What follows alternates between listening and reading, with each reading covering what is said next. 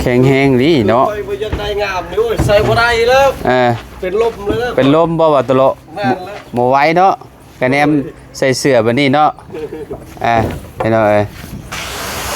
โอ้เจ้าก็กบเป็นบ่ว่าตะโล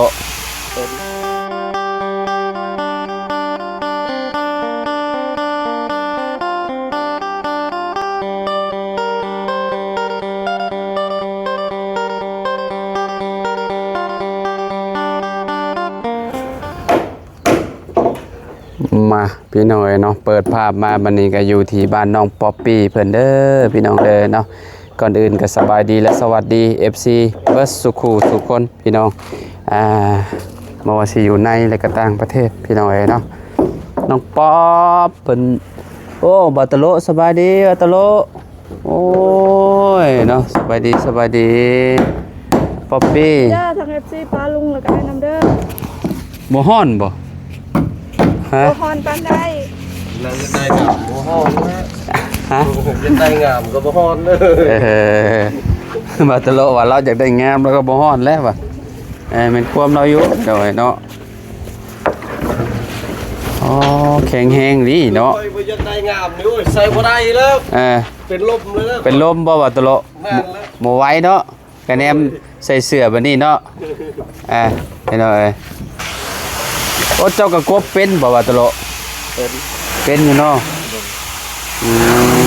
พอแล้วว่าตะโลโอ้ประสบการณ์ใหม่ๆเด้เนาะป๊อปปี้โอ้โยกตารถโอ้น้ำมารถน้ำนะ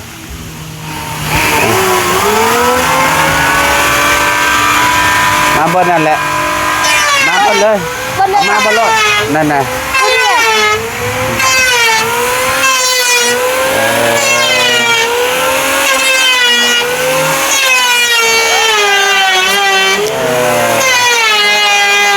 ขับเนาะให้บาตะโลนะ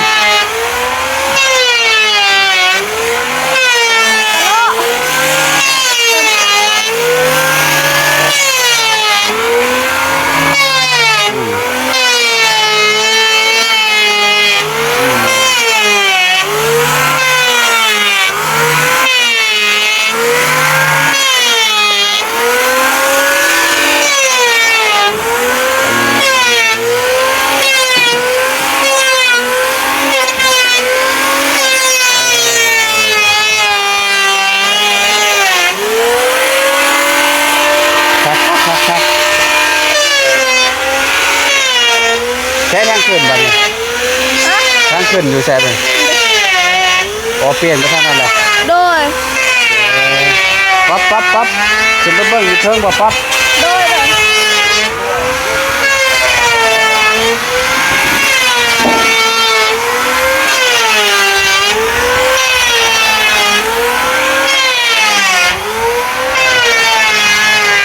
เป็นอย่างเต้นเนาะพี่น้องเอ้ยฮึบป๊อปปี้ขึ้นมาได้ป่ะป๊อปปี้ใช่เลยพี่น้องเอ้ยเนาะพวกฮะ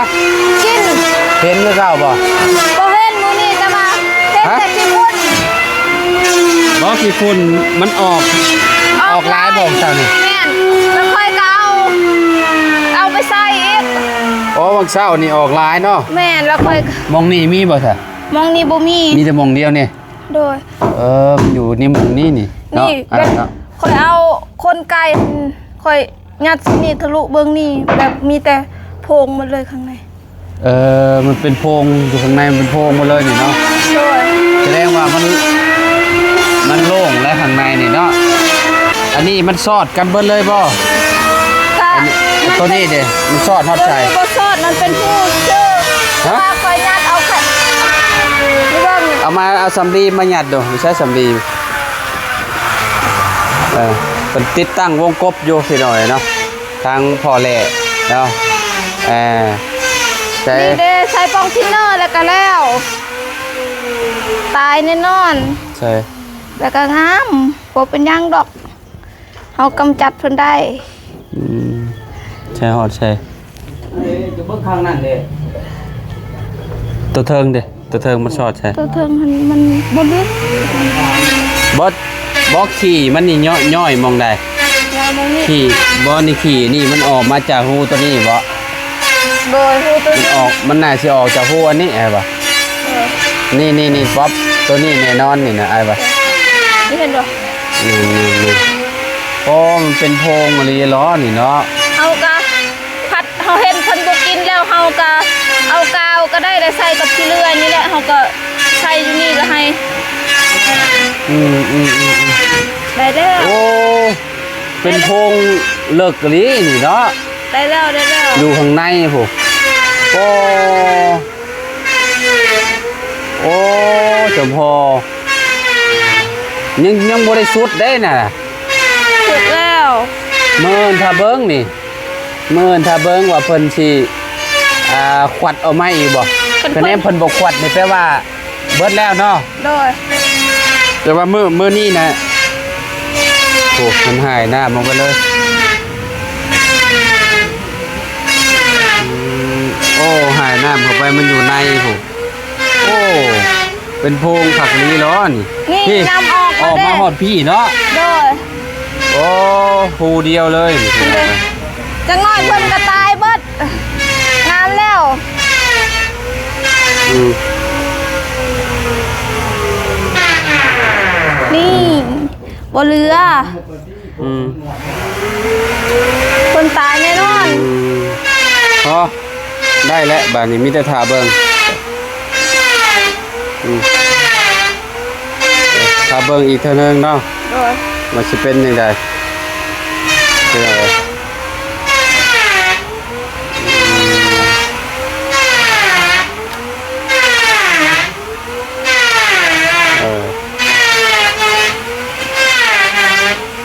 พอแล้วได้แล้วเป็นอะไรเนาะแต่น้องป๊อปเพิ่นก็กำจัดพวกอยู่เนาะ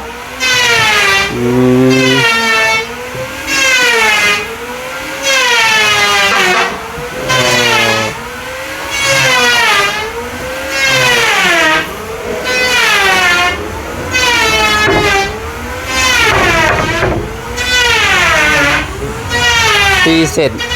เลยเนาะ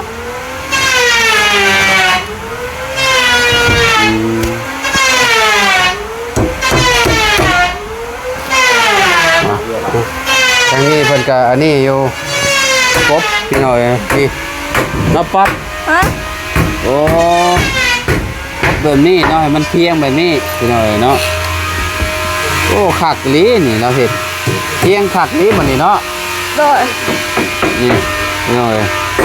เพียงแบบนี้เลยทำพอเราคุบ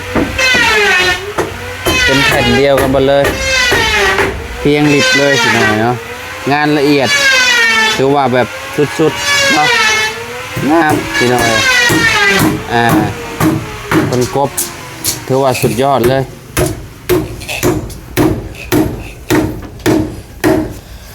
ละเอียดคักละเอียดพี่หน่อยเนาะฝั่งนี้เนาะหากระตั้งได้วงหนึ่งพี่หน่อยเนาะพากันมาแต่เช้าบ่สร้างนี่ก็ได้เมื่อวานนี่พากันยุดเขาพรรษาบ่ลงเสบาทถือบาตะโลเด้อบ่ปัดเด้อป๊อป โดย มักแต่พี่น้อยเนาะคักเราเห็ดเนาะเราปูแป้นนี่คือแบบละเอียดคักเลยบ้านเรากบนะพี่น้องเนาะกบให้มันเพียงกันไปเลยแล้วกบ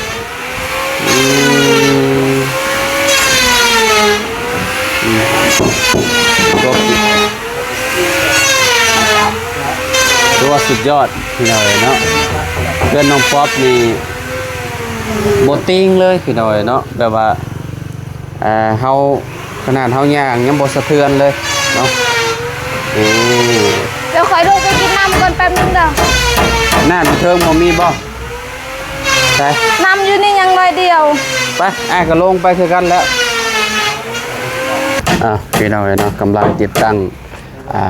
วงที่2พี่น้องเนาะหน้าต่างเนาะบ้านน้องป๊อปปี้เพิ่นพี่น้องโอ้ยพี่น้องเนาะถือว่าสวยงามพี่น้องเนาะเมื่อวานนี่สำเราหยุดเข้าพรรษาพี่น้องเนาะเอาพรรษาเนาะอีกประมาณ3เดือนเนาะจังออกพรรษาเกี่ยวเข้าพุ่นแหละพี่น้องว่าง่ายๆเนาะเกี่ยวเข้าเนาะกล้วยชามตรุมักคือสวรรค์บุญออกพรรษานี่ก็คือช่วงเฮืออยู่สวรรค์เขตพี่น้องเนาะน้องป๊อปปี้เคยไปอยู่บ่บุญช่วงเฮืออยู่สวรรค์นี่ก็ดอกกี่หรอกก็ใหญ่เลยมื้อได้อ่ะป๊อปบ่เคยไปบ่เคยจักเทื่อบ่โดยคิดว่าเคยบ่เคยเนาะโดยแต่เคยเบิ่งบ่ในอันโทรทัศน์หรือว่าใน Facebook ก็เคยเห็นอยู่แบบข้าเจ้าสวงเบิ่งแต่ตอนข้าเจ้าสวงนั่นแหละข้าเจ้าสวงนั่นแหละโดยใหญ่เด้อยู่สวรรค์เขตเพิ่นจัดอยู่แม่น้ำคลองเด้เดือนบ่เดือนใดอ่ะเดือน11ออกพรรษาพอดีเลยพี่น้องเนาะงานบุญแข่งเรือเนาะอยู่ใกล้กับฝั่งไทยเลยจังหวัดมุกดาหารเนาะเคยไปอยู่หรือว่าสวรรค์เขตตอนยังน้อยหันเคยอยู่แต่ว่าไปหันบ่ได้ไปเที่ยวเพราะว่าทางยาคอยอันขาดเลือดไปส่งเลือดให้ทางบ่แม่นทางแม่เฒ่าฝั่งแม่ของแม่เฒ่าบ่เอิ้นแม่ของแม่โดยแม่เฒ่าแบบยายโดยเพิ่นขาดเลือดแล้วทางเฮาไปส่งไปอยู่สวรรค์พุ่นแต่ว่าเขาเจ้าซอยไปตั้งแต่ยังน้อยโดยตั้งแต่อายุเท่าใดคอยบ่จื้อตั้งแต่โควิดยังบ่ฮอดโควิดพุ่นอ๋อคือแบบก่อนโควิดอีกเนาะโดยก่อนโควิดช่วงนั้นน้องป๊อปน่ะสิประมาณจักปีอะประมาณอายุได้แล้วประมาณ13 14อยู่เนาะประมาณนั้นน้องป๊อปเนาะแล้วก็บ่ได้ไปอีกเลยบ่โดยบ่ได้ไปอีกเลยอ๋อไม่น้อยเนาะโดยเอาก็มีโอกาสก็ไปลองเบิ่งเนาะมาเบิ่งแค่นี้บาดเนาะ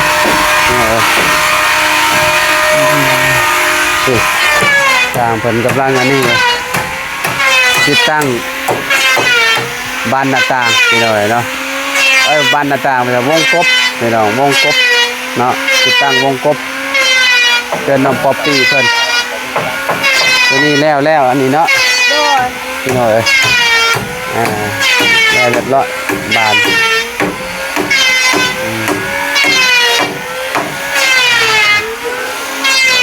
โอ้ฝากนี่บาน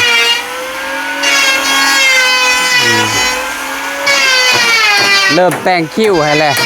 นะว่าป๊อปเริ่มแต่งคิ้วให้เพิ่นแล้วอ่ะเริ่มแต่งคิ้วให้งามแล้วฮะคิ้วได้นี่นะคิ้ววะคิ้วแล้วนี่นี่เนาะ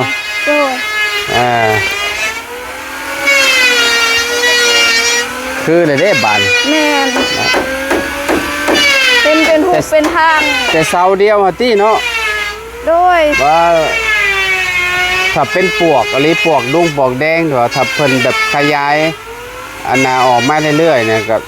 ยากแล้วสมมุติว่าขยายแต่บ่เป็นย่างเขาพันออกมาสิไปพยายามเจ้าเขาพยายามมาแล้วแบบเบิ่งเอาเนี่ยแหละคันว่ามันยังบ่เป็นคันว่า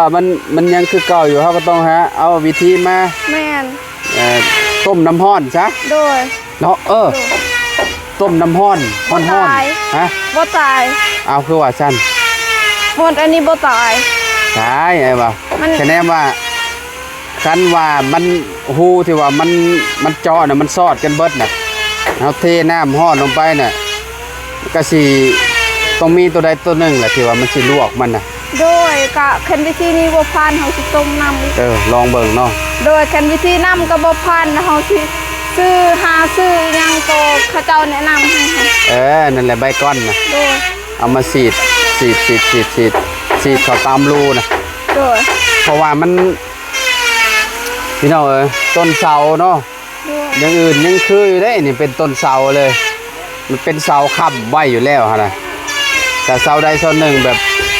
งุยตุ่มลงนี่คือว่าแหละ แม่น ก็บ่คักเนาะ เลย เนอะแต่ขี่ตัวนั้นน่ะบ่เห็นแล้วขี่ตัวลุ่มน่ะบ่เห็นแล้วเพราะว่ามันมีตัวหนึ่งเด้ โดย ที่เฮาเห็นเมื่อวานเนี่ยเด้ป๊อปปี้เห็นบ่ โดย มันเรียบร้อยไปแล้วเมื่อวานนี่พี่น้องเนาะยังเหลืออยู่มองนี้บาดนี้ โดย อยู่มองที่ว่ามองมันรูตัวเทิงที่ลงป๊อปประเทศนี้แหละพี่น้องเนาะคันว่ามันบ่มีควยก็คือว่าแบบจบแล้วบ่เป็นหยังละพี่น้องพานเนาะ โดย ฮ้อนบ่ฮ้อน เจ้าก็ใส่เสื้ออันนี้เนาะ ฮ้อน บ่เป็นลมบ่อยากเป็นลมบ่ป๊อป บ่ใส่แต่อันเดียวหันบ่ฮ้อนปานใด แม่นบ่ โดย เลยพี่น้อยขนาดเฮาใส่เสื้อแขนยาวเสื้อยีนก็ยังฮ้อนอบเอ้า คันเฮาบ่ได้ใส่เสื้อแขนยาวนี่แบบฮ้อนแห้งเลย ลืมถามเป็นไดเมื่อคืนนี่หลังคาเป็นไดเมื่อคืนนี่ฝนตกแฮง บ่ได้หัว ขึ้นสำรวจอยู่บ่ แต่ว่าบ่ได้ตกหลายด้วย ฮะ ตกแบบตกอยู่แต่แบบบ่ได้แห้งนะ อ้าว ตกบ่แห้ง อยู่บ้านโดงคือแฮงแท้ อยู่นี่หันบ่แห้งเลยแบบ อ๋ ป อ ล่อยๆซื่อ จ้าเมื่อวานนี่ตอนกลางคืนน่ะ ๆโดย ตกแฮงเลยได้ป๊อปเอ้ย อยู่ ก็ นี่ คิดว่าบ้าน บ่แห้งเลย ก็คิดว่าหลังคาบ้านน้องป๊อปนี่สิผ่านพ้นอยู่บ่วะ แห้งๆเฮ็ดรถนำหั่น อืม นำค้างหั่น ถือว่าบ่แห้งเนาะ โดย กับบ่เป็นหยังเนาะ โดย เบิ่งกับผ่านพ้นพี่น้อยเนาะก็โอเคอยู่เนาะ โดย พี่น้อยเลย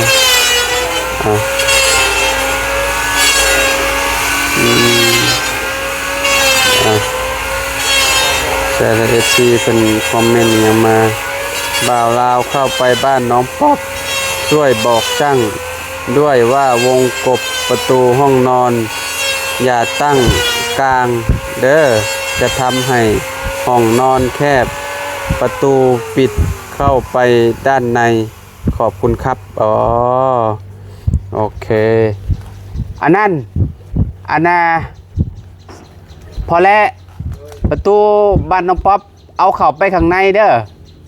อันเวลาเขาปิดเปิดน่ะอันยู่เข้าไปข้างในเลย ยังค่ะ มาบาดนี้พี่น้องเนาะขึ้นมาเทิงก่อนเนาะเรื่องห้องเรื่องอันนี้ก่อนบาดนี้เพื่อว่าพ่อเพิ่นติดตั้งตัวนี้แล้วแหละย่านเพิ่นจะติดตั้งวงยืนห้องนอนพี่น้องเนาะก็เลยขึ้นเพิ่นให้ขึ้นมาล้มกันก่อนเนาะจังได้ป๊อปตกลงสิแบบใดแบบนี้ เอาห้องฝั่งท่านก็ได้ เอาแบบใด ก็การแบบนี้ กันคือเพื่อนจะดีบ่ โดย คือเพื่อนจะดีพอเห็นแล้วว่าคือเพื่อนน้องเลี้ยงน่ะ เห็นได้เห็นแต่เบิ่งแต่ทางหลังคือบ่ขึ้นคือ บ่ได้ขึ้นเนาะมีแต่เบิ่งคร่าวๆสิเนาะ โดย ก็มีแต่นี่แหละเอาไว้มองแจ้นี่แหละวงยืนนี่ไม่พาชล่านี่เอาออกประมาณ40เซนเนาะฝั่งนี้ก็40เข้าใจอยู่แล้วว่าพ่อ40ฝั่งนี้40ฝั่งนี้40พอดีว่าให้มันคาดมองนี้พอดีเลยนะ80พอดีเนาะแบบความยาวเนาะ 3 เมตร โดยเอา ที่เก่า10 เมตรแล้ว3 เมตร4 เมตรเอาพอดีเป็นเม็ดเลยไอ้ฝั่งนี้เหลืออยู่ประมาณเท่าไรสมมุติว่าเป็นไม้พาสลาประมาณ50เนาะฝั่งนี้ก็50เนาะพอเนาะ โดยแบบเช้า ลองเบิ่ง ไล่เบิดเช้าอันเด้ แบบว่าเอาคาดเลย โดย เอาคาดใช่เลยข้างคัน40 40เอา40 48ประมาณ48พอดีเก่า10ไป คาดใช่เลยแบ่งกันไว้รถแบ่งรถพอดีงาม 94ในทางนั้น94ทั้งหมดทางกลางเลย แมนแบบว่าให้มันวงก็เอาประมาณตั้งข้างในเปิดเวลาเฮาอันนั้นให้น้องป๊อปเพิ่น เขาไหน แมนปิ่นเข้าในมาเลย โดยห้องปองใหญ่ใกล้คือกันเนาะ หึ ปองใหญ่กับเข้าในบ่ บ่ปองใหญ่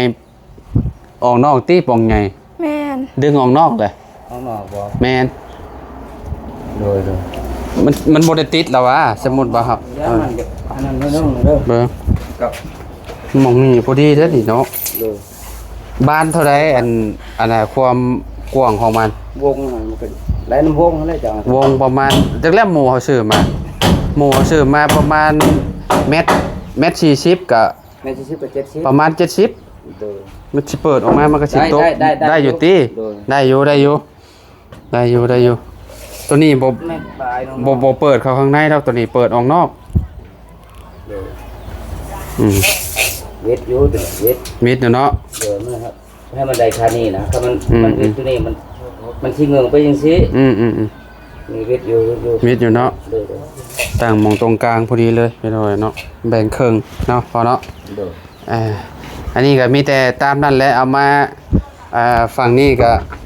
วงหนึงฝั่งนี้ก็วงหนึง คอยกะ เปิดออกพุ่น เอาห้องนี้คือเก่า ห้องนั่นคือเก่าแหละเนาะ ห้องไหนก็แล้วแต่เจ้าเอง เปิดปึ๊บพี่น้องเนาะแบ่งสิประมาณตกสำนี้เนาะห้องเปิดเข้าไปในพี่น้องเนาะแรกๆน้องป๊อปว่าอยากได้ฝั่งนี้แหละแบบมัน บ่งาม ทั้งพ่อช่างก็ว่าคือว่าบ่งามว่าซั่นเนาะพ่อช่างเนาะต้องมาอยู่ฝั่งนี้นะพี่น้องเนาะตั้งวงนี่เลยพี่น้องเนาะน้องป๊อปปี้ก็เวลาเข้าห้องนอนก็ล็อกกึบเรียบร้อยนอนอยู่ฝั่งนั้นหรือว่าฝั่งนี้ก็ได้ โด เนาะ ย ประมาณนี้เพิ่นให้เบาเชียงว่าให้ตัดเม็ด8ให้เด้อ โดย วงอันนี้นะวงกบโตห้องนอนนี่วงยืนนะ เม็ด81แล้วมันถือ โดยเพื่อว่าเฮาก็เจ้าเพื่อมาอยู่แล้วติเนาะอันพวกอันน่ะบานเนาะ โดยเขาเพื่อแล้ว ประมาณเม็ด8ชีเวตบ่ พอ กบต่ออยู่ เนาะประมาณนั้นเนาะพอเนาะ โดย อืมเอาก็คือสิมันสิแบบเดียวกันเบ่แหละทรงเฮือนน่ะพี่น้อยเนาะต่างแต่เฮือนน้องป๊อบนี่สิ แอม แอมเบ่เลย แอม ตอนนี้ก็แอมเบ่เลยเนาะแอมพี่น้อยเนาะแตกต่างกับเพื่อนใจดีสิมีหมอง มีแบบ อ่า เซ ระเบียงเนาะมุม เขาเอิ้นระเบียงบ่ มุมนี้แม่นระเบียงนี่ใส่มุมนี้ระเบียงนี่ใส่ลูกติ่งเด้ตอนนั้นก็ลูกติ่งเด้ฮ้อนเนาะพี่น้องเอ้ย